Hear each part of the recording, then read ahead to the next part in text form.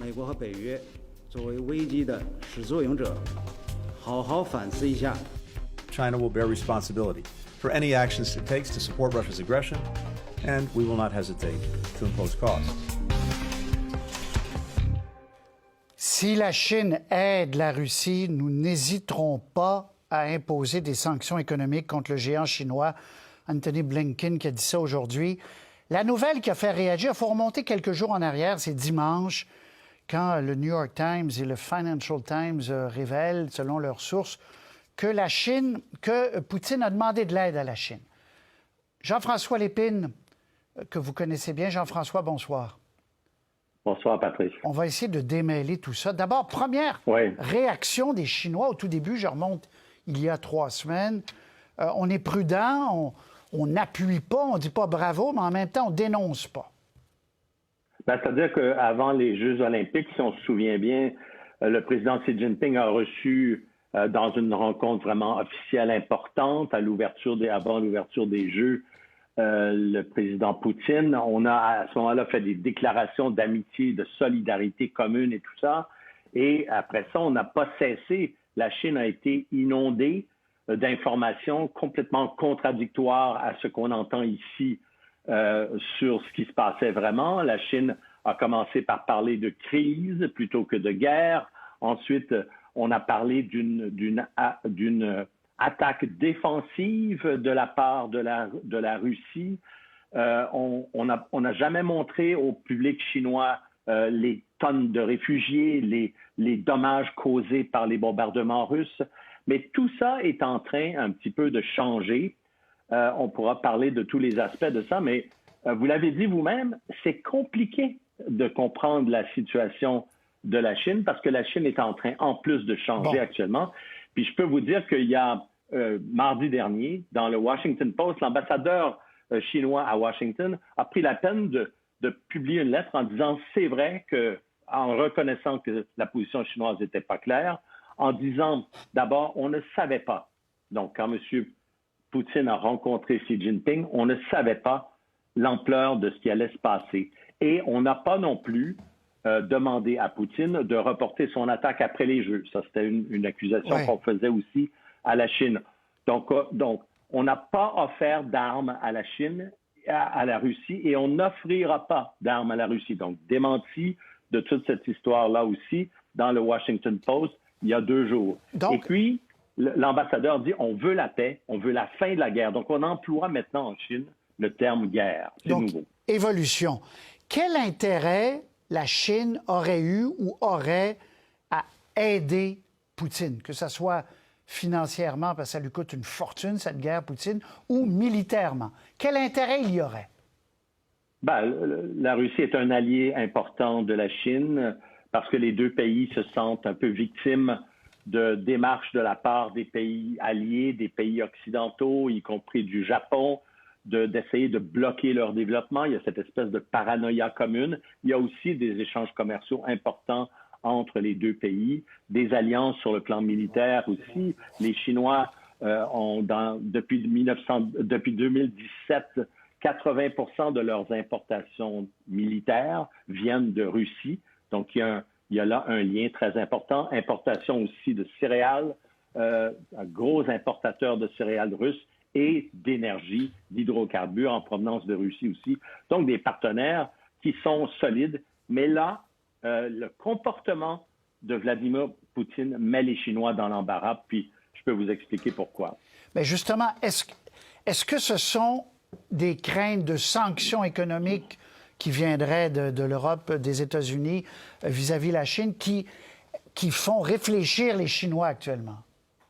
D'abord, les Chinois ne s'attendaient pas à une guerre comme celle-là, en plein cœur de l'Europe. L'Europe, pour la Chine, c'est le client et le partenaire commercial le plus important au monde.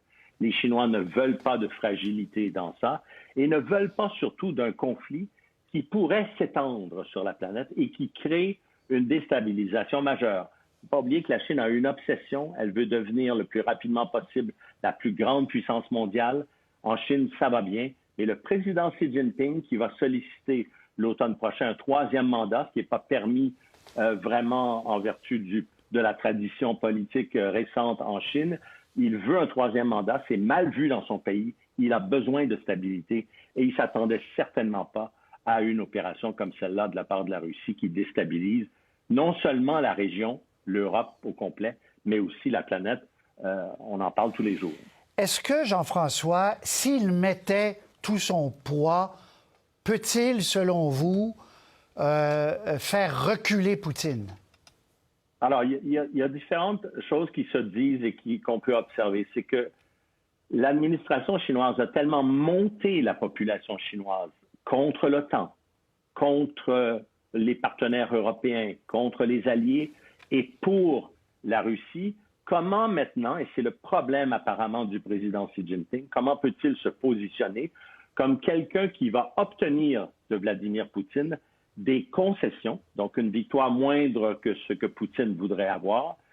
Et donc, comment comment Xi Jinping expliquerait-il ça à une population chinoise qui est vraiment montée contre l'OTAN? C'est la faute de l'OTAN, c'est notre faute ce qui se passe et c'est pas la faute de Poutine. C'est comme ça que les Chinois voient les choses actuellement.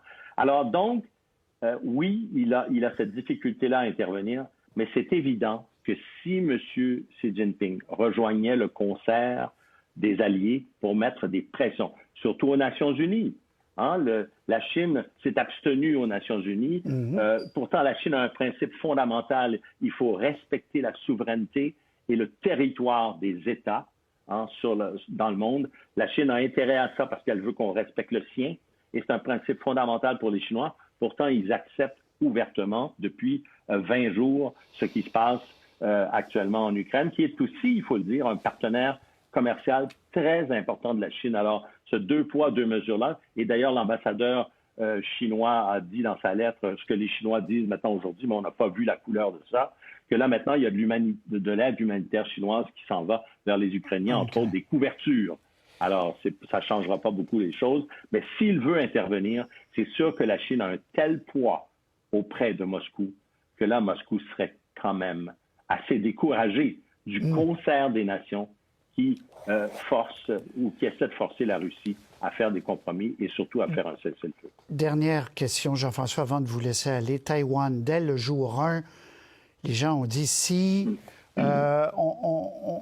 les Chinois reconnaissaient les préoccupations de Poutine pour être maître chez lui, est-ce à dire que Taïwan, il y aurait une carte routière pour envahir Taïwan pour les Chinois? Est-ce qu'on peut faire un rapport ou pas? Alors, on peut faire un rapport certainement parce que les Chinois redisent que Taïwan va revenir dans le giron de la Chine. La seule différence, c'est que Taïwan n'est pas considéré par la Chine comme un pays indépendant. Hein? C'est considéré comme une province qui a quitté la Chine et que la Chine veut revoir dans son giron. Mais ce qui a changé, parce qu'effectivement, je disais moi-même au début de l'offensive russe que les Chinois observent étroitement ce qui se passe. Parce qu'eux autres se disent, si un jour, il y a une déclaration d'indépendance à Taïwan et qu'on veut forcer la note et on veut envahir Taïwan, comment le monde va-t-il réagir? Ce qu'on dit maintenant, même en Chine, c'est que la force de la réaction des alliés de l'Ukraine, la force des sanctions économiques est telle que les Chinois se disent « Oh, que se passerait-il si on posait ce geste-là? » Donc, ce n'est pas tellement une menace militaire, encore que, pour voir la résistance des Ukrainiens, l'aide militaire qu'on apporte aux Ukrainiens, qu'est-ce que ça va donner? Mais les Chinois observent vraiment cette situation-là et de toute évidence, il y a de plus en plus de gens au niveau du leadership chinois qui ont une certaine influence auprès de Xi Jinping qui lui disent peut-être que tu aurais intérêt à calmer le jeu avant que les Alliés tirent d'autres leçons de ce conflit-là qui pourraient éventuellement s'appliquer à nous. Et c'est vraiment pour ça que la Chine a une attitude qui est vraiment en train de changer actuellement. Jean-François Lépine, très intéressant. Toujours un plaisir de vous parler. Merci, Jean-François. C'est moi qui vous remercie. Salut.